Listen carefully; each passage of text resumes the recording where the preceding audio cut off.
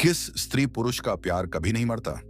कौन सा पुरुष है जो अपनी पत्नी का साथ कभी नहीं छोड़ता? यह प्रश्न आज के समय में हर विवाहित स्त्री पुरुष के हृदय में कहीं ना कहीं अवश्य गूंजता है। कल युग के इस दौर में जहां रिश्ते शीशे की तरह नाजुक हो गए हैं, जहां थोड़ी सी गलतफहमी जीवन भर की दूरी बन जाती है, वहां यदि कोई कथा सच्चे प्रेम, त्याग और समर्पण की लौ जलाती है तो वह किसी वरदान से कम नहीं। यह कोई साधारण कहानी नहीं, बल्कि जीवन के उस सत्य को प्रकट करती है जो आज के युग में सबसे दुर्लभ होता जा रहा है, सच्चा और अडिग प्रेम। यह कथा हमें वह दृष्टि देती है जिससे हम अपने दाम्पत्य जीवन को केवल एक सामाजिक बंधन नहीं, बल्कि आध्यात्मिक यात्रा की तरह देख सकें। जब स्त्री और पुरुष केवल शरीर से नहीं, आत्मा से बनते हैं, तो कोई भी विघ्न विपत्ति उन्हें जुदा नहीं कर सकती। हर विवाहित जोड़ा यह तो कहता है कि उनका बंधन 7 जन्मों का है, परंतु क्या वे सचमुच उस प्रेम और विश्वास की कसौटी पर खरे उतरते हैं? क्या वे एक दूसरे की आत्मा को वैसे ही समझते हैं जैसे वे अपने ईश्वर को समझने की कोशिश करते हैं? बहुत बार विवाह के बाद प्रेम की वह चिंगारी धीरे धीरे बुझने लगती है, क्योंकि जीवन की व्यस्तताएं, जिम्मेदारियां और आपसी संवादहीनता उसे आहिस्ता आहिस्ता निगलने लगती हैं। परंतु आज जो आप सुनने जा रहे हैं, वह कथा उन सभी लोगों के लिए एक आलोक बनकर प्रकट होगी जिनके रिश्ते कहीं ना कहीं टूटने की कगार पर हैं, जो अपने जीवन साथी से भावनात्मक रूप से दूर होते जा रहे हैं, जो अपने रिश्ते में प्रेम को पुनः जागृत करना चाहते हैं। यह कथा उन्हें याद दिलाएगी कि सच्चा प्यार वह होता है जो परीक्षा की आग में तपकर और भी उज्जवल हो जाता है। यह कथा एक ऐसी नवविवाहिता की है जो अपने पति से केवल एक ही रात के लिए मिलती है और फिर भाग्य के उलझे धागों में बिछड़ जाती है। लेकिन उस एक रात का प्रेम, वह एक रात की आत्मिक मिलन की स्मृति उसे जीवन भर संबल देती है, और यही संबल उसे संघर्ष की राह पर आगे बढ़ाता है। उसका प्रेम केवल प्रतीक्षा नहीं है, बल्कि तपस्या है। उसकी आशा केवल भावुकता नहीं है, बल्कि शक्ति है। और उस पुरुष का प्रेम जो परिस्थितियों की वजह से उससे दूर हो जाता है, वह भी कोई क्षीण होने वाला भाव नहीं, बल्कि धधकती हुई आग है जो जीवन भर अपने एक मिलन की प्रतीक्षा करती है। जब सच्चा प्रेम आत्मा के धरातल पर जन्म लेता है, तो वह ना समय से डरता है, ना दूरी से। वह ना सामाजिक दीवारों से पराजित होता है, ना ही भाग्य की रेखाओं से नियंत्रित होता है। और यही संदेश इस कथा में छिपा है।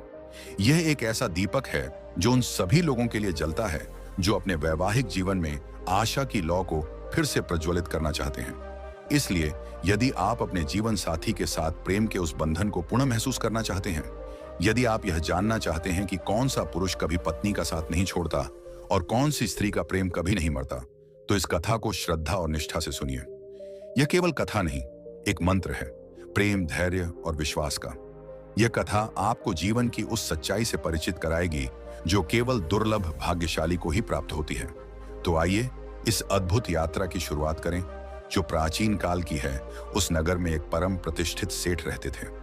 वे अत्यंत धन संपन्न थे और उनकी कीर्ति दूर दूर तक फैल चुकी थी। परंतु उनके जीवन की सबसे अनमोल धरोहर थी उनकी इकलौती पुत्री, एक ऐसी कन्या जो केवल रूप में ही अनुपम न थी, बल्कि सद्गुणों की भी खान थी। सेठ अपनी उस पुत्री से अत्यंत स्नेह करते थे। वे प्रति क्षण उसकी भलाई, उसके जीवन की दिशा और विशेषकर उसके शुभ भविष्य के लिए भगवान से प्रार्थना करते रहते थे। समय के साथ जैसे जैसे वह कन्या यौवन की ओर बढ़ने लगी, सेठ के अंतःकरण में उसकी विवाह चिंता और भी प्रबल होने लगी। सेठ ने निश्चय किया कि जब समय आएगा तो वे उस कन्या के लिए एक योग्य, धर्मपरायण और गुणवान वर अवश्य ढूंढेंगे। एक ऐसा वर जो उसके सद्गुणों का सच्चा अधिकारी हो। उस काल की परंपरा यही थी कि वर वधू का मिलान परिवारजन स्वयं न करते थे, बल्कि इस कार्य में ब्राह्मण और नाई जैसे समाज के ज्ञानी और अनुभवी जनों की सहायता ली जाती थी। सेठ ने भी ईश्वर का स्मरण करते हुए नगर के प्रमुख ब्राह्मणों और नाइयों को अपने गृह बुलाया। उन्होंने करबद्ध होकर सभी को अपनी पुत्री के संबंध में बताया और कहा, मेरी कन्या जैसी सती, साध्वी, रूपवती और गुणों की ज्योतिर्मयी है। उसके लिए मैं एक ऐसा ही तेजस्वी, धर्मनिष्ठ और मर्यादित वर चाहता हूं। मैं नहीं चाहता कि इसमें कोई त्रुटि हो। तब सेठ ने एक सुंदर, संस्कार युक्त चिट्ठी स्वयं अपने कर कमलों से लिखी और ब्राह्मण तथा नाई को सौंपते हुए आदेश दिया, इस चिट्ठी को लेकर नगर नगर, देश देश जाओ। अपने विवेक, श्रद्धा और प्रभु की कृपा से ऐसे वर की खोज करो जो केवल शारीरिक सौंदर्य में ही नहीं, बल्कि अपने कुल, आचरण और धर्मशीलता में भी श्रेष्ठ हो। भगवान कहते हैं, हे देवी लक्ष्मी, श्रद्धा से सुनो। अब मैं इस दिव्य कथा को आगे बढ़ाता हूं। जब सेठ ने ब्राह्मण और नाई को इस कार्य के लिए भेजा, तो वे संपूर्ण श्रद्धा, समर्पण और भक्ति भाव के साथ नगर नगर और देश देश भ्रमण करने लगे। वे जहां भी गए, सतत प्रभु का स्मरण करते हुए योग्य वर की तलाश करते रहे। परंतु भगवती विधि का विधान कुछ और ही था। उनकी इस खोज में बार बार विघ्न उत्पन्न होने लगे। जहां कहीं उन्हें कोई सुशील और सुंदर बालक मिल जाता, वहां उसका परिवार धर्म और मर्यादा में कमजोर प्रतीत होता, और जहां परिवार कुलीन, संस्कारी और समृद्ध दिखता, वहां योग्य वर की कमी रह जाती। यह संपूर्ण खोज जैसे एक दिव्य परीक्षा बन चुकी थी। सेठ की पुत्री, जो स्वयं ईश्वर की भक्ति और गुणों की मूर्ति थी, उसके समकक्ष किसी वर का मिलना अत्यंत दुर्लभ प्रतीत हो रहा था। ब्राह्मण और नाई दोनों उस स्थिति में उलझन में पड़ गए कि आखिर कैसे उस सेठ की पवित्र उम्मीदों पर खरा उतरा जाए। इस संकल्प के साथ ब्राह्मण और नाई नगर नगर, राज्य राज्य भटकते रहे। वे हर स्थान पर प्रभु का स्मरण करते, प्रत्येक कुल और परिवार को ध्यानपूर्वक देखते, परंतु सेठ की कन्या के योग्य कोई भी वर नहीं मिल सका। फिर एक दिन ईश्वर की विशेष प्रेरणा से वे एक ऐसे नगर में पहुंचे जहां एक परिवार अपनी सादगी, शील और सज्जनता के लिए ख्यात था। उस परिवार में एक युवक था जो न केवल रूपवान था, अपितु अपने स्वभाव, व्यवहार और संस्कारों में भी अत्यंत उज्जवल। उस परिवार की आर्थिक स्थिति थोड़ी दुर्बल अवश्य थी, परंतु उनके जीवन में जो धर्मनिष्ठा, श्रमशीलता और आचरण की दिव्यता थी, वह किसी रत्न के समान चमक रही थी। ब्राह्मण ने मन में ईश्वर का स्मरण करते हुए विचार किया, हे प्रभु, यह परिवार भले ही धन में समृद्ध न हो, लेकिन इसके गुण, इसके भाव और इसके मूल्यों की गरिमा अपरंपार है। वह युवक सुंदर, नम्र और सत्पथ का अनुगामी था। यह अवसर प्रभु की ओर से एक दिव्य संकेत प्रतीत हुआ। ब्राह्मण ने दृढ़ निश्चय किया कि इस प्रस्ताव को सेठ तक अवश्य पहुंचाना चाहिए, चाहे परिणाम कुछ भी हो। उन्होंने श्रद्धा और सम्मान के साथ उस परिवार से संवाद किया और सेठ की दिव्य गुण संपन्न पुत्री के विवाह का प्रस्ताव रखा। उस परिवार ने भी प्रभु की लीला समझकर अत्यंत नम्रता और कृतज्ञता से इस प्रस्ताव को स्वीकार कर लिया। पंडित ने शुभ मुहूर्त देखकर विवाह की तिथि भी निश्चित कर दी। फिर क्या था, ब्राह्मण और नाई हर्षोल्लास से भरकर सेठ के पास लौटे। उन्होंने सेठ को वह शुभ समाचार सुनाया कि एक योग्य, सुंदर और संस्कारी वर मिल गया है और विवाह की तिथि भी तय हो चुकी है। सेठ का हृदय प्रभु के प्रति कृतज्ञता से भर उठा। उनके घर में दिव्यता का उत्सव छा गया, जैसे भगवती लक्ष्मी स्वयं उनकी कन्या के विवाह में सहभागिनी बन गई हों। सभी ओर आनंद और मंगल का वातावरण था। सेठ की बेटी के घर में विवाह की तैयारियां आरंभ हो गईं। गीत, मंगलाचार, भजन और उत्सव की छाया चारों ओर फैल गई। उधर वर के घर में भी भक्तिभाव के साथ तैयारियां चलने लगीं। परिवारजन ईश्वर को धन्यवाद देते हुए हर कार्य को पूर्ण भक्ति से संपन्न करने लगे। यह एक ऐसा अवसर था जो सभी के हृदयों में उत्साह, श्रद्धा और नवीन आशा का संचार कर रहा था। परंतु हे देवी लक्ष्मी, विधाता की लीला कौन जान सकता है। जब विवाह की तिथि निकट आई, तभी एक अकल्पनीय घटना घट गई। जिस वर के लिए ब्राह्मणों ने टीका भेजा था, वही युवक एक गंभीर दुर्घटना का शिकार हो गया। इस दुर्घटना में उसकी एक आंख नष्ट हो गई। अब वह केवल एक ही आंख से देख सकता था। यह घटना न केवल उस युवक के लिए, अपितु पूरे परिवार के लिए एक गहन दुख और चिंता का कारण बन गई। विवाह का दिन समीप था। वर के घर में जहां पहले प्रसन्नता और ईश्वर भक्ति का आलोक था, वहां अब चिंता और उदासी की छाया फैलने लगी। सभी के चेहरे चिंता से मलिन हो गए थे। हृदयों में यह प्रश्न बार बार उठने लगा, अब क्या करें? क्या इस स्थिति में युवक को एक आंख से दूल्हा बनाकर बारात लेकर जाएं? और दुल्हन के परिवार ने इसे देखकर शादी करने से मना कर दिया, तो यह पूरे परिवार के लिए बड़ा ही अपमानजनक होगा। न केवल वर का परिवार, बल्कि पूरा मोहल्ला और समाज उनकी हंसी उड़ाए। यह उनके मान सम्मान का प्रश्न बन गया था। वर के परिवार के बुजुर्ग, विशेष रूप से लड़के के दादाजी, जो भगवान के कृपा पात्र, अत्यंत समझदार और अनुभवशील व्यक्ति थे, उन्होंने सभी को सांत्वना दी। उन्होंने शांत मन से कहा, चिंता मत करो, प्रभु की इच्छा में ही समाधान है। हमें एक उपाय करना होगा। हम रास्ते में एक किराए का दूल्हा ढूंढ लेंगे, उसे कुछ धन देकर और समझाकर हमारे साथ बारात में शामिल कर लेंगे। जब विवाह संपन्न हो जाएगा, तो बाद में हम अपनी बहू को स्थिति समझाकर घर ले आएंगे। भगवान नारायण माता लक्ष्मी को समझाते हुए कहते हैं, हे देवी, इस कथा को ध्यान से सुनना, इसमें भी मेरा विधान है। जब बारात रास्ते में आगे बढ़ रही थी, हर कोई चिंता और आशंका से घिरा हुआ था। सभी सोच रहे थे कि क्या किया जाए और कैसे इस मुश्किल को हल किया जाए। तभी यात्रा के दौरान बारात एक घने जंगल से गुजर रही थी। वहां एक पेड़ के नीचे ईश्वर की लीला से प्रेरित एक सुंदर कुमार सोया हुआ था। उसका रूप और उसका चेहरा देखकर बारात में शामिल लोगों के मन में विचार आया, इससे सुंदर दूल्हा कहीं नहीं मिलेगा।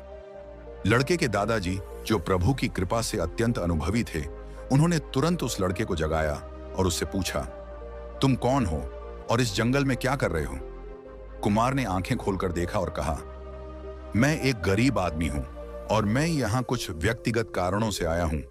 यह सुनकर दादाजी ने कहा, तो फिर हमारे साथ चलो, हम तुम्हारे लिए एक काम देते हैं। लड़के ने हैरानी से पूछा, मुझे क्या करना होगा? दादाजी ने कहा, तुम्हें ज्यादा कुछ नहीं करना है। हम तुम्हें एक रात के लिए दूल्हा बनाएंगे और तुम्हारा विवाह कराएंगे। इसके बदले में हम तुम्हें एक सोने की मोहर देंगे। कल सुबह होते ही तुम अपने रास्ते चले जाना। हे भक्तों, पहले तो उस लड़के ने मना कर दिया, परंतु प्रभु की प्रेरणा से बारात में अन्य लोगों ने उसे समझाया और कुछ ने दबाव भी बनाया। तब आखिरकार वह लड़का मान जाता है, क्योंकि उसके पास उस समय कोई विकल्प नहीं था और उसे यह प्रस्ताव किसी ईश्वरीय अवसर जैसा लगा। बारात ने उस कुमार को दूल्हा बना लिया, उसे सजाकर पालकी में बैठा दिया। सभी ने राहत की सांस ली, मानो अब ईश्वर ने मार्ग प्रशस्त कर दिया। बारात जब लड़की के घर पहुंची तो वहां का दृश्य देखने लायक था। हर तरफ आनंद की वृष्टि हो रही थी, ढोल नगाड़े बज रहे थे और लोग बारात का स्वागत करने के लिए प्रेम पूर्वक खड़े थे। लड़की की मां और पिता ने जब पालकी से निकले दूल्हे को देखा तो उनकी आंखों में कृतज्ञता और संतोष की ज्योति थी। लड़की ने भी पर्दे के पीछे से अपने दूल्हे को देखा और अपने मन में ईश्वर को धन्यवाद दिया कि मेरा पति कितना सुंदर है। लेकिन उस बेचारी को यह नहीं पता था कि यह दूल्हा असल में किराए का दूल्हा है। राजकुमार ने अपने मन में एक दंड महसूस किया। वह जानता था कि यह सब केवल एक रात का नाटक है और सुबह होते ही उसे यहां से चले जाना है। लेकिन प्रभु की प्रेरणा से उसके दिल में यह विचार भी आया, इस अनजान लड़की के साथ रात बिताना एक बड़ी जिम्मेदारी है। उसने मन में ठान लिया, चाहे जो भी हो, वह इस देवी तुल्य कन्या का सम्मान बनाए रखेगा। दूसरी ओर लड़की के माता पिता बेहद खुश थे। उन्हें ऐसा योग्य और सुंदर दूल्हा जो मिला था वह भी ईश्वरीय आशीर्वाद के समान था। लेकिन विधाता का खेल यहीं खत्म नहीं हुआ था। विवाह के बाद बड़े हर्ष, उल्लास और वैदिक विधि विधान से सभी रस्में पूरी की गईं। पूरे नगर में मंगलमय उत्सव का माहौल था। सेठ की बेटी का विवाह एक दिव्य समारोह के रूप में संपन्न हुआ। वह पल हर किसी के लिए अनमोल था। पुराने रीति रिवाजों के अनुसार विवाह के बाद दूल्हा दुल्हन को अटारी पर चढ़ाया जाता था ताकि वे कुछ समय एक साथ बिता सकें और एक दूसरे से परिचित हो सकें। अब किराए का दूल्हा, जो असल में एक अजनबी लड़का था, दुल्हन के साथ अटारी पर पहुंच गया। उसने दुल्हन को देखा। उसकी सुंदरता, उसकी मासूमियत ने उसे कुछ पल के लिए स्तब्ध कर दिया। वह सोच में पड़ गया, किस परिस्थिति में मैं यहां आया हूं और अब क्या करना चाहिए। उसके मन में एक बड़ा संकट था। वह जानता था कि वह सिर्फ एक रात के लिए यहां आया है और सुबह होते ही उसे इस जगह से जाना होगा। लेकिन अब उसे यह समझ में आया, यह दुल्हन मेरे लिए केवल एक रात की कहानी हो सकती है, परंतु इस लड़की के लिए मैं उसकी पूरी जिंदगी बन गया हूं। वह सोचने लगा, लड़कियों के पास उनकी इज्जत ही उनका सबसे बड़ा गहना होता है। अगर मैं यहां से चला गया और इस लड़की का भरोसा तोड़ दिया तो इसकी जिंदगी बर्बाद हो जाएगी। ये कैसे अपने पति के पास लौटेगी जिसके साथ इसकी शादी पहले से तय हुई थी। मेरी जिम्मेदारी बनती है। उसने प्रभु से प्रार्थना की, हे भगवान, मुझे शक्ति देना कि मैं इस कन्या का सम्मान बनाए रखूं और इसे किसी भी तरह की शर्मिंदगी से बचा सकूं। दुल्हन, जो अब तक सोच रही थी कि सब कुछ सामान्य है, अपने दूल्हे के शांत और गंभीर बर्ताव से थोड़ी चिंतित हो गई। उसने देखा कि उसका पति चुपचाप बैठा है और उससे बात नहीं कर रहा है। यह उसे परेशान करने लगा। उसने धैर्य और श्रद्धा के साथ साहस जुटाकर पूछा, महाराज, क्या आपको कुछ पसंद नहीं आया? क्या मैं आपके योग्य नहीं हूं? इस पर कुमार ने उसे सांत्वना देते हुए कहा, नहीं, ऐसा कुछ भी नहीं है। फिर भी दुल्हन के मन में प्रश्न और चिंता बनी रही। लड़के ने देखा कि वह सवालों से घिर गई है। उसने बात को संभालते हुए कहा, तुम्हें चिंता करने की आवश्यकता नहीं है, मैं बस कुछ सोच रहा हूं। यह सुनकर लड़की ने मन ही मन प्रभु को धन्यवाद कहा और राहत की सांस ली। लेकिन मन में अब भी कुछ सवाल थे। लड़के ने अपने अंतरात्मा में यह निर्णय लिया कि वह इस रात को केवल संवाद और मर्यादा से गुजारे, ताकि इस देव स्वरूप कन्या का सम्मान सुरक्षित रह सके। उसने सोचा, यदि मैं इसका सम्मान बनाए रखूंगा और इसे किसी भी तरह की असमंजस में नहीं डालूंगा, तो शायद यह मेरी आत्मा का कर्तव्य पूरा होगा। वह जानता था कि यह रात गुजरने के बाद वह फिर से अपनी पहचान के साथ अपनी राह पर लौट जाएगा। लेकिन इस लड़की के लिए यह पल उसकी जिंदगी की सबसे बड़ी परीक्षा थी। दूसरी ओर दुल्हन के मन में एक अजीब सी बेचैनी थी। उसे समझ में नहीं आ रहा था कि उसका पति उससे बात क्यों नहीं कर रहा है। वह सोचने लगी, मेरे पति मुझसे खुश क्यों नहीं हैं? क्या मैंने कोई गलती कर दी है? इस तरह की उलझनों के बीच दोनों के बीच एक अदृश्य मौन का साया छा गया था। फिर दुल्हन ने प्रभु का स्मरण करके साहस जुटाया और फिर से बातचीत शुरू की। उसने पूछा, क्या हमारे बीच कोई समस्या है? आप इतनी खामोशी क्यों बरत रहे हैं? लड़के ने उसकी ओर देखा और उसके चेहरे पर निर्मल मासूमियत देखी। उसने कहा, नहीं प्रिय, कोई समस्या नहीं है। मैं बस इसलिए उदास हूं। जब राजकुमार ने देखा कि रात बीत रही है और उन्हें किसी तरह इस समय को मर्यादा पूर्वक गुजारना है, उसने एक बहाना बनाया और दुल्हन से कहा, प्यारी, मुझे बहुत तेज भूख लगी है, इसीलिए मैं उदास हूं। क्या कुछ खाने का इंतजाम हो सकता है? यह सुनकर दुल्हन एकदम घबरा गई, परंतु उसी क्षण उसने अपने भीतर की स्त्री शक्ति और सेवा भाव को जागृत किया। उसने सोचा, यह मेरी पहली रात है और मेरे पति को भूख लगी है। यह कैसे हो सकता है कि मैं उन्हें भूखा छोड़ दूं? लेकिन छत पर खाने पीने की कोई व्यवस्था नहीं थी। वहां कुछ थोड़े से चावल पड़े थे, जिन्हें शायद पुराने समय से रखा गया था। उन चावलों पर उसे आंसुओं की बूंदें नजर आईं, मानो किसी विरह या चिंता का प्रतीक हो। लड़की ने मन में मां अन्नपूर्णा का स्मरण किया और चावल पकाने का निश्चय किया, लेकिन वहां ईंधन के लिए लकड़ियां नहीं थी। लड़की के हालात ऐसे थे कि उसे समझ में नहीं आ रहा था कि वह क्या करे। वह परेशान हो गई, लेकिन परमेश्वरी के आशीर्वाद से वह हार मानने वाली नहीं थी। उसने अपने शरीर के वस्त्रों को ईंधन के रूप में जलाना शुरू कर दिया ताकि चावल पक सके। यह देखकर राजकुमार स्तब्ध रह गया। उसने सोचा, इस लड़की का प्रेम और समर्पण कितना महान है। मैं तो एक किराए का दूल्हा हूं और यह देवी तुल्य स्त्री मेरे लिए अपने वस्त्रों की बलि दे रहे हैं। दुल्हन ने अपने पूर्ण समर्पण और नारीत्व के तेज से चावल पकाए और उन्हें अपने पति के सामने परोसा। राजकुमार ने चावल को श्रद्धा से धीरे धीरे खाया। उसके हर कौर के साथ वह सोच रहा था, इस लड़की का भविष्य क्या होगा जब मैं सुबह यहां से चला जाऊंगा। दुल्हन का उद्देश्य था कि वह अपने पति को प्रसन्न रखे और फिर उनसे प्रेम पूर्वक बातें कर सके। लेकिन आधी रात तक ऐसा करते करते वह खुद भी थक गई थी और अपने अंतर्मन से प्रश्न करने लगी थी कि आखिर उसके पति इतने उदास और चुप क्यों हैं। आधी रात बीत चुकी थी। दुल्हन के चेहरे पर चिंता और याचना झलक रही थी। उसने हिम्मत करके कहा, क्या आप मुझसे कुछ छुपा रहे हैं? क्या आपको मुझसे कोई परेशानी है? राजकुमार ने उसकी ओर देखा। उसकी आंखों में एक अजीब सी पीड़ा और क्षणिक विरह था। वह जानता था कि वह एक रात के लिए यहां है, लेकिन इस लड़की के प्रति उसका एक धार्मिक और आत्मिक कर्तव्य था। उसने प्रेम भरी दृष्टि से देखा और कहा, नहीं, ऐसा कुछ भी नहीं है। बस कुछ बातें हैं जो मैं तुम्हें नहीं बता सकता। अब सूरज उगने ही वाला था। राजकुमार ने देखा कि उसकी पत्नी थककर सो चुकी है। उसने धीरे से उसे देखा और उसके चेहरे को अपने हृदय में अमिट रूप से बसा लिया। उसकी आंखों में आंसू थे। उसने मन में सोचा, आज की रात मैंने तुम्हारे साथ बिताई है, लेकिन कल से शायद मैं तुम्हारे जीवन में ना रहूं। यह कहते हुए उसने धीरे से अपने आंसू पोंछे और अटारी से नीचे उतर आया। बारात में लौटकर कुमार ने अपने आत्मिक कर्तव्य को पूरा किया। बारात के लोग उसे एक सोने की मोहर देकर विदा करते हैं और कहते हैं, अब तुम अपने रास्ते जाओ और यहां दोबारा कभी मत आना। कुमार, जो अब अपने असली रूप में लौट चुका था, उसने एक अंतिम बार पीछे मुड़कर उस घर को देखा जहां उसकी एक रात की दुल्हन सो रही थी। फिर उसने प्रभु का स्मरण किया, अपने कदम उठाए और धैर्यपूर्वक शांति के साथ अपने रास्ते पर निकल पड़ा। वह अपनी एक रात की दुल्हन को छोड़कर जा तो रहा था, लेकिन सच में उसे अपनी दुल्हन से प्रेम हो गया था। उसका मन नहीं चाह रहा था कि वह उसे छोड़कर जाए, लेकिन करता भी क्या, वह तो भाड़े का दूल्हा जो था। प्रभु की लीला ऐसी थी कि सुबह होते ही विवाह की सभी रस्में पूर्ण हो गईं और दुल्हन की विदाई की तैयारी आरंभ हो गई थी। पालकी सजाई गई और दुल्हन को उसमें बिठाकर विदा किया जाने लगा। वह पल अत्यंत भावुक था। हर किसी की आंखों में आंसू थे और सेठ की बेटी भी अपने नए जीवन की ओर बढ़ने के लिए तत्पर हो रही थी।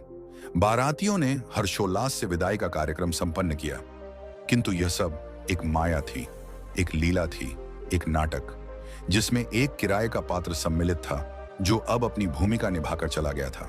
जब बारात वापस अपने नगर की ओर लौटने लगी, तभी वह युवक जिसकी आंख दुर्घटना में फूट गई थी, वह जिसकी वजह से यह सारा विधान रचा गया, पालकी के पास आया। उसने श्रद्धा से पालकी के भीतर झांका और प्रेम पूर्वक कहा, प्यारी, यदि प्यास लगी हो तो थोड़ा जल पी लो। तुम्हारा मुखमंडल देखकर ही मुझे शांति मिलती है।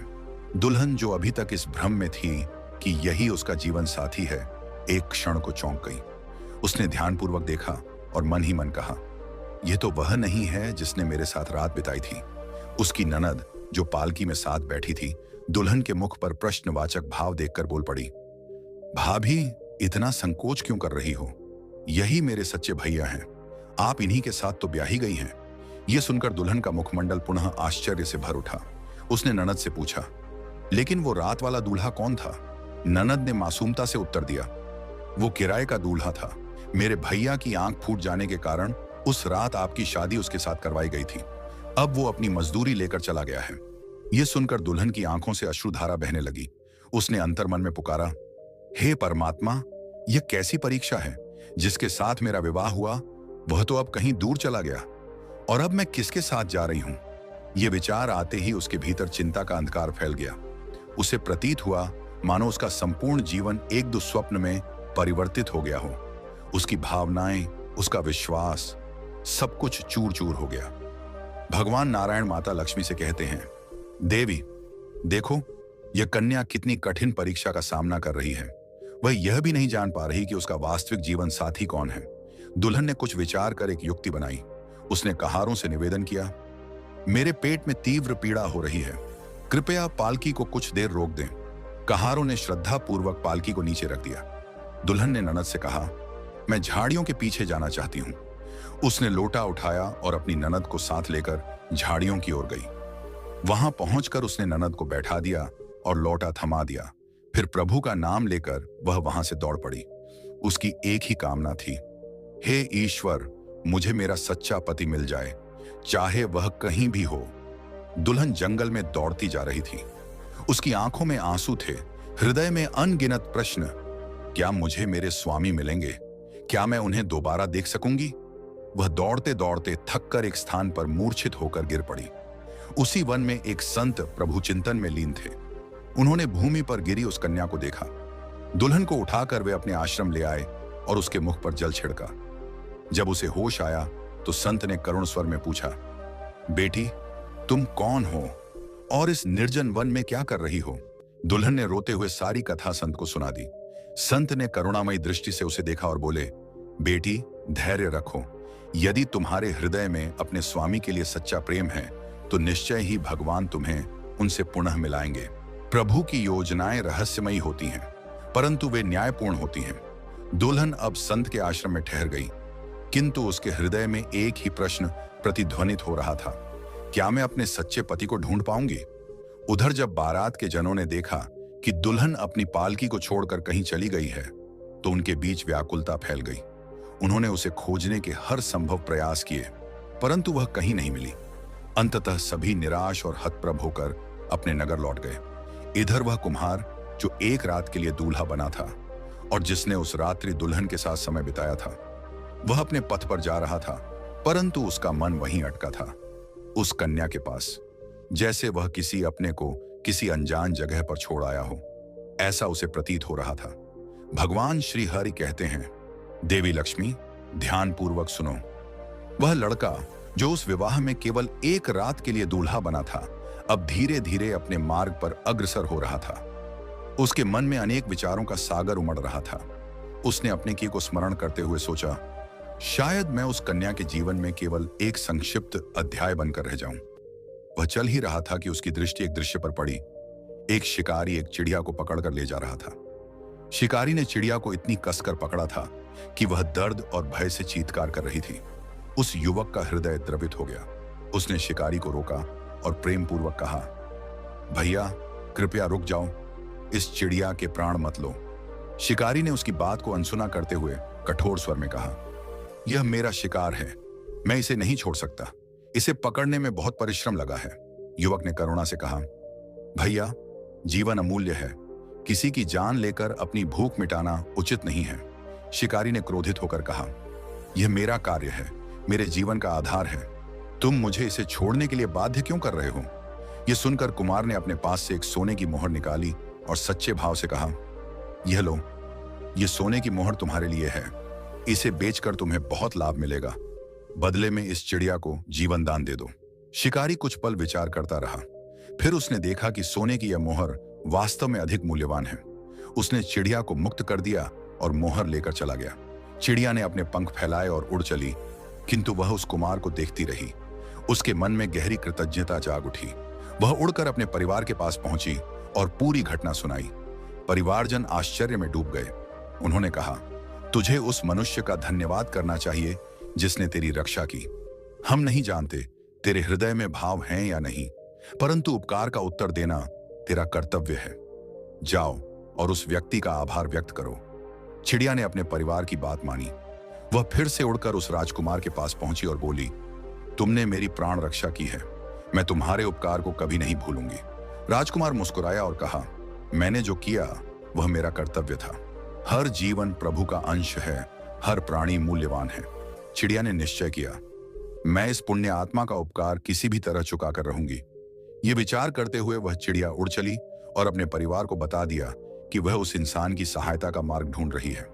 उधर भगवान नारायण माता लक्ष्मी से कहते हैं, देवी देखो, सच्चे हृदय से किया गया शुभ कर्म कभी व्यर्थ नहीं जाता। उस कुमार ने स्वार्थ रहित होकर एक चिड़िया की रक्षा की। अब वही चिड़िया उसकी सहायता के लिए आगे आने वाली है। भगवान श्री हरि कहते हैं, लक्ष्मी सुनो, वह चिड़िया जो आभार प्रकट करना चाहती थी एक तपस्वी संत के आश्रम में पहुंची। वह संत के चरणों में विनती करती है, हे महात्मा, कृपा करके मेरी काया परिवर्तित कर दीजिए। मुझे 12 वर्षों के लिए एक कन्या बना दीजिए, ताकि मैं उस राजकुमार के उपकार का उत्तर दे सकूं जिसने मेरी जान बचाई। संत ने उसकी विनती स्वीकार की। अपनी योग शक्ति से उन्होंने चिड़िया को एक सुंदर कन्या में परिवर्तित कर दिया।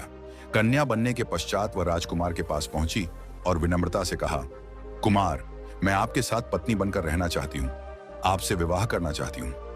राजकुमार ने शांत भाव से कहा, मुझे क्षमा करना देवी, मैं तुम्हें अपने साथ नहीं रख सकता। मेरी पहले ही एक पत्नी है, वह मुझे एक ही रात्रि के लिए मिली थी और फिर अचानक लोप हो गई। अब मैं उसी को ढूंढ रहा हूं, उसे ही अपनी पत्नी मानकर जीवन जीना चाहता हूं। कन्या ने कहा, ठीक है कुमार, जब तक वह देवी आपको नहीं मिल जाती, मैं आपकी पत्नी बनकर साथ रहूंगी और आपकी सहायता करूंगी। फिर वे दोनों चल पड़े। भगवान नारायण माता लक्ष्मी से कहते हैं, देवी, जब वह राजकुमार और वह कन्या आगे बढ़ रहे थे, उन्होंने देखा कि एक सिंह 3 पैरों पर खड़ा है। उसकी आंखों से अश्रु बह रहे थे, वह वेदना से कराह रहा था। कन्या ने देखा कि उसके चौथे पैर में एक बड़ा कांटा चुभा हुआ है। वह समझ गई और अपने पति से कहा, देखिए, इसके चरण में कांटा चुभा है, आप जाकर उसे निकाल दीजिए। राजकुमार ने आश्चर्य से कहा, क्या तुम पागल हो गई हो? यह एक सिंह है, इसके समीप जाने पर यह हमें खा जाएगा। कन्या ने दृढ़ स्वर में कहा, नहीं, यह हमें हानि नहीं पहुंचाएगा। मैं आपसे प्रार्थना करती हूं, इसका कष्ट दूर कीजिए। पत्नी की प्रार्थना पर राजकुमार ने साहस जुटाया। वह धीरे से सिंह के समीप गया और अत्यंत सावधानी से कांटा निकाल दिया। सिंह ने पीड़ा से एक प्रचंड गर्जना की, परंतु तत्क्षण शांत हो गया। उसने राजकुमार की ओर कृतज्ञता से देखा और वहां से चला गया। राजकुमार ने गहरी सांस ली और कहा, किसी जीव की सहायता करना वास्तव में महान कार्य है। आज मुझे समझ में आया कि सेवा से कितनी आत्मिक शांति मिलती है। भगवान श्री हरि माता लक्ष्मी से कहते हैं, देवी देखो, उस सिंह ने भी उस युवक के उपकार को हृदय में स्थान दिया। प्रकृति का नियम है, किसी भी प्राणी का उपकार कभी निष्फल नहीं होता। कुमार का जीवन अब एक नवीन मोड़ लेने जा रहा था।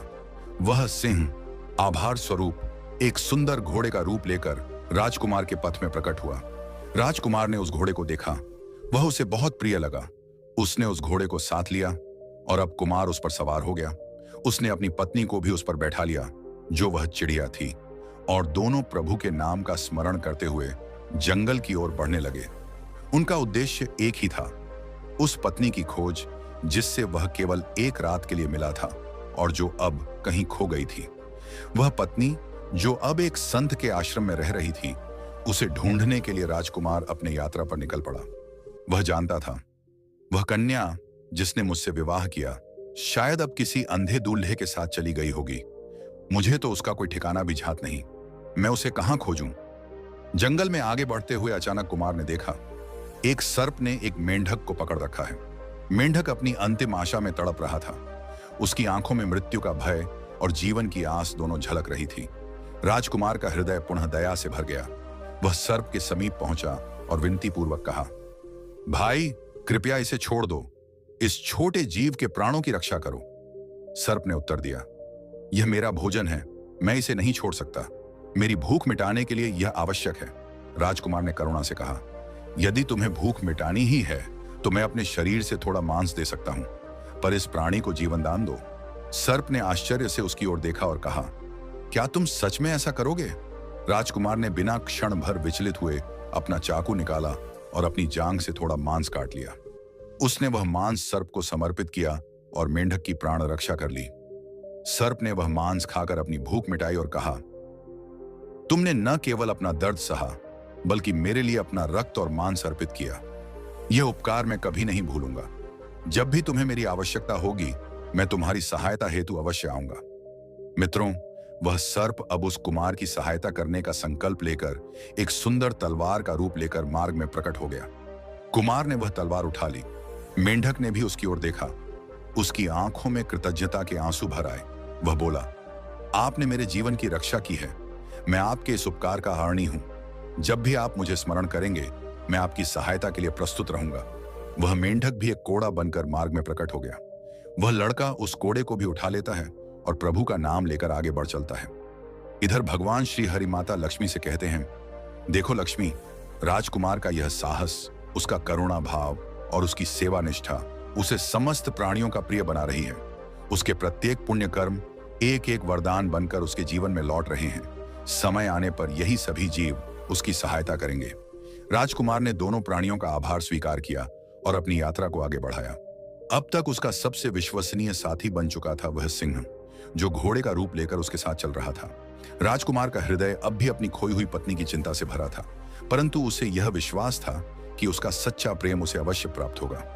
भगवान नारायण माता लक्ष्मी से कहते हैं, देवी लक्ष्मी, अब सुनो आगे क्या होता है।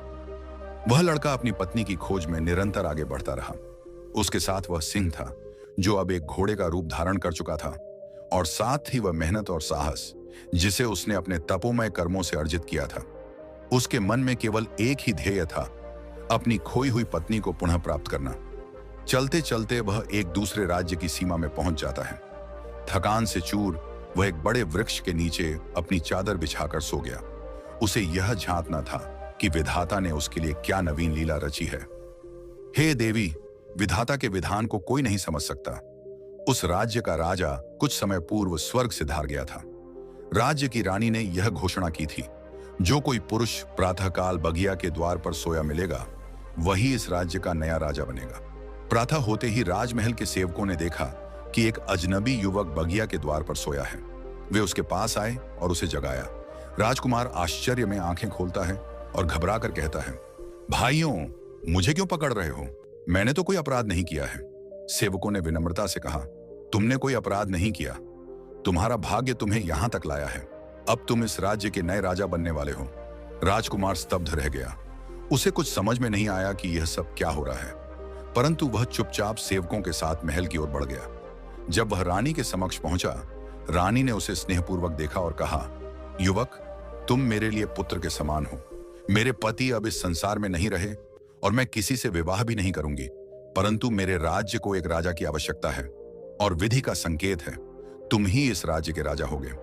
कुमार ने संकोच करते हुए उस नई जिम्मेदारी को स्वीकार कर लिया। उसका हृदय तो अब भी अपनी खोई हुई पत्नी को ढूंढने की अभिलाषा से भरा था, परंतु वह जानता था, भगवान ने जो कर्तव्य सौंपा है वह भी एक सेवा है। इधर वह चिड़िया जो कन्या रूप में उसके साथ थी, जब उसने देखा कि राजकुमार अब राजा बन गया है, तो वह भी महल में एक रानी के रूप में रहने लगी।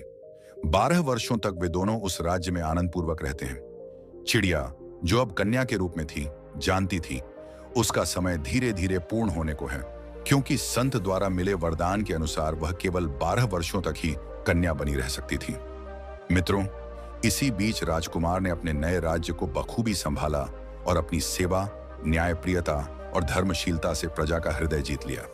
वह अब भी अपनी उस पत्नी को याद करता था, उस एक रात की दुल्हन को जिसकी स्मृति उसकी आंखों में बसी हुई थी।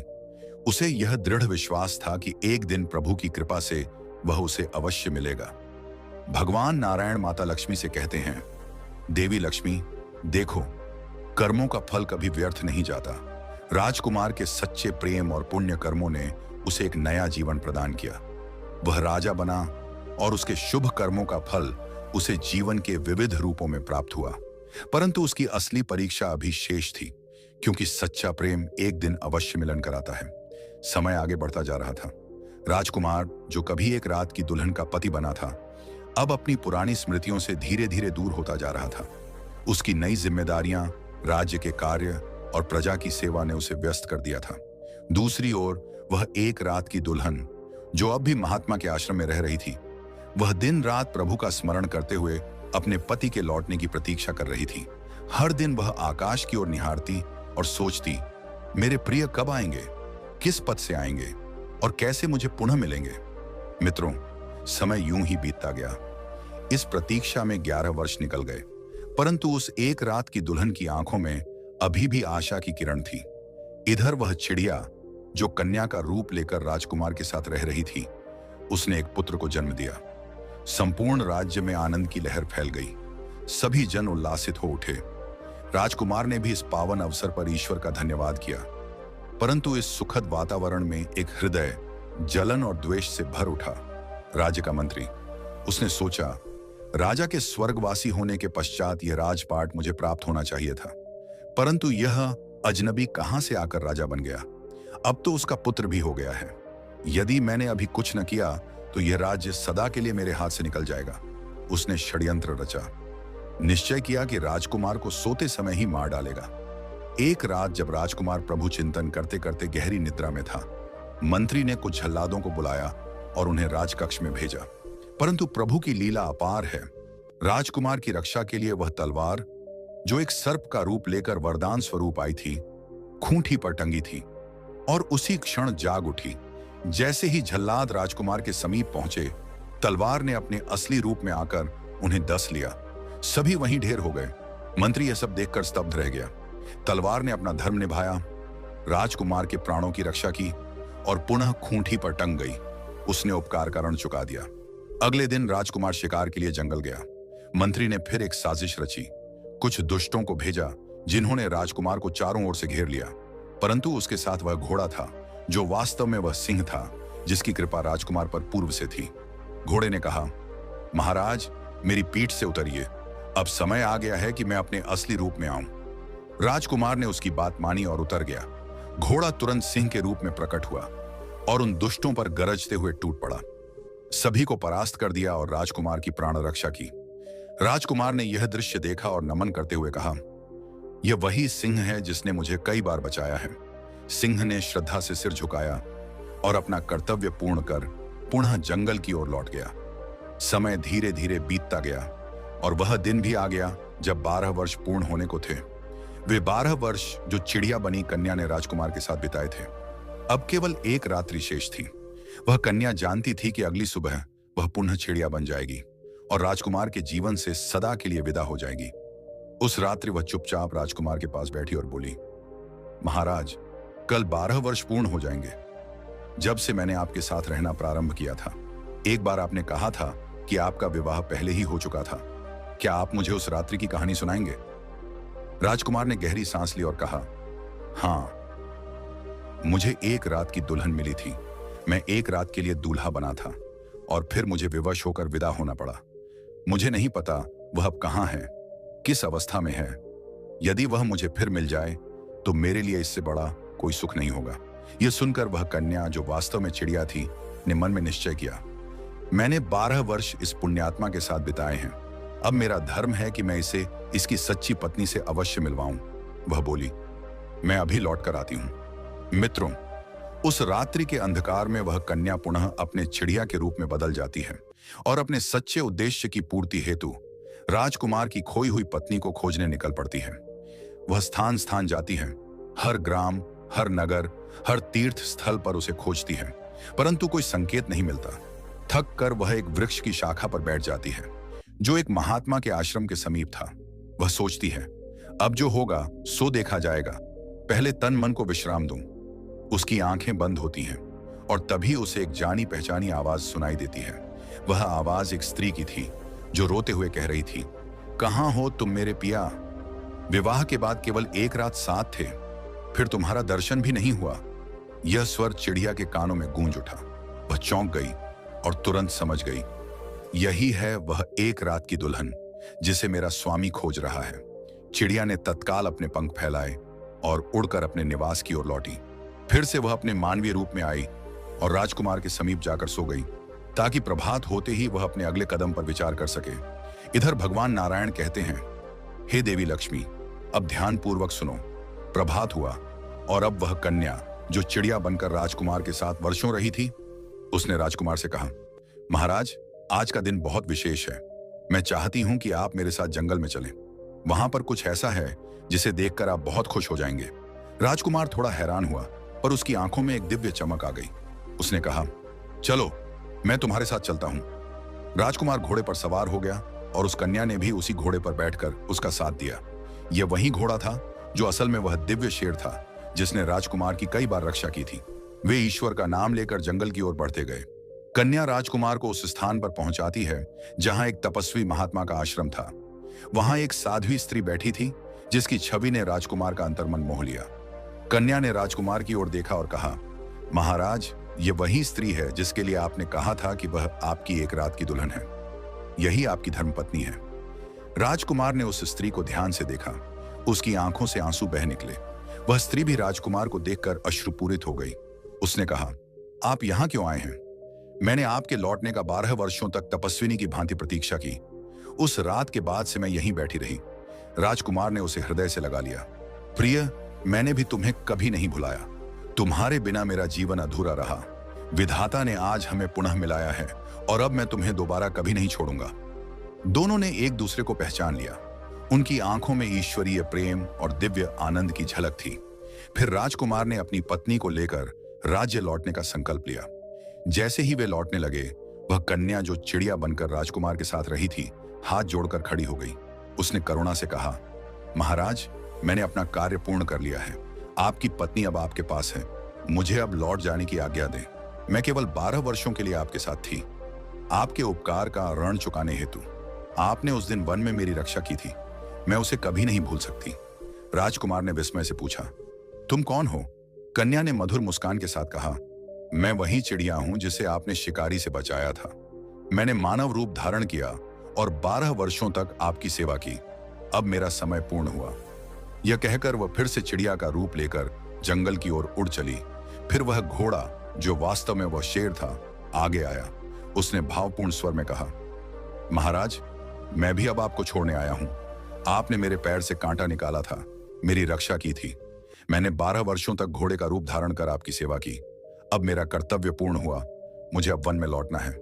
राजकुमार की आंखें भर आईं। उन्होंने कहा, तुम सबने मेरे जीवन में जो दिव्य भूमिका निभाई है, उसे मैं कभी नहीं भूल सकता। मेरे कठिन समय में तुम सब मेरे लिए प्रभु के भेजे हुए दूत बने। यह मेरे लिए ईश्वर का आशीर्वाद है। शेर ने श्रद्धा से शीश झुकाया और वन की ओर चल पड़ा। भगवान श्री नारायण माता लक्ष्मी से कहते हैं, देवी लक्ष्मी, जब राजकुमार और उसकी पत्नी अपनी यात्रा पूरी कर चुके थे, तब वह तलवार, जो असल में एक सर्प था, अपने वास्तविक रूप में प्रकट हुई। वह तलवार जिसने राजकुमार की जीवन रक्षा की थी, सम्मान पूर्वक राजा के समक्ष खड़ी रही। इसके साथ ही वह कोड़ा भी, जो मेढक से बना था और वर्षों तक कोड़ा बनकर राजकुमार के साथ रहा, वह भी प्रकट हुआ। दोनों ने वंदन करते हुए कहा, महाराज, हमने आपका साथ दिया, आपके कठिन समय में आपकी रक्षा की। अब हमारा कर्तव्य पूर्ण हुआ, हमें भी लौटना है। राजकुमार ने भाव विह्वल होकर कहा, तुम सब मेरे जीवन के वरदान हो। मैंने तुम्हारी रक्षा की थी, पर तुमने मेरे जीवन को बचाकर उस उपकार का प्रत्युत्तर दिया है।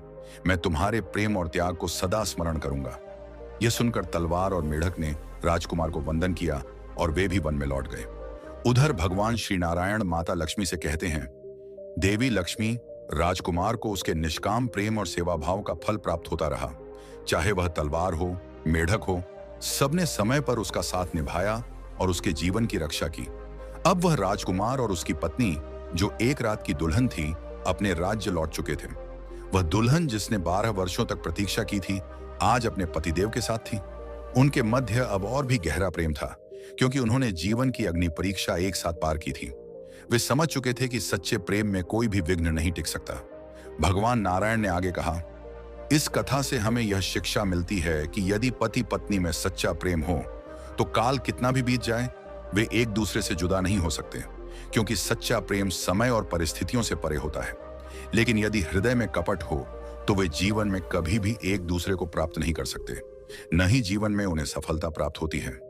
ये कथा अंत में हमें यह सिखाती है कि जीवन में निस्वार्थ सेवा और प्रेम सदा लौट कर आता है। समय चाहे कितना भी बदल जाए, सत्य और निष्ठा का फल अवश्य मिलता है। राजकुमार और उसकी पत्नी ने अपने प्रेम और समर्पण से यह सिद्ध किया कि सच्चे प्रेम का कोई विकल्प नहीं। मित्रों, इस कथा से हमें यह प्रेरणा मिलती है कि जीवन के हर संबंध में प्रेम, निष्ठा और सच्चाई ही सबसे बड़ा धर्म है। यदि आपको यह कथा हृदय स्पर्शी लगी हो तो इसे अपने जीवन में आत्मसात करें और अन्य लोगों को भी प्रेरणा दें। चलिए, मिलते हैं आपसे अगली कथा में। आप सभी का हृदय से धन्यवाद। जय श्री कृष्ण, जय श्री राम।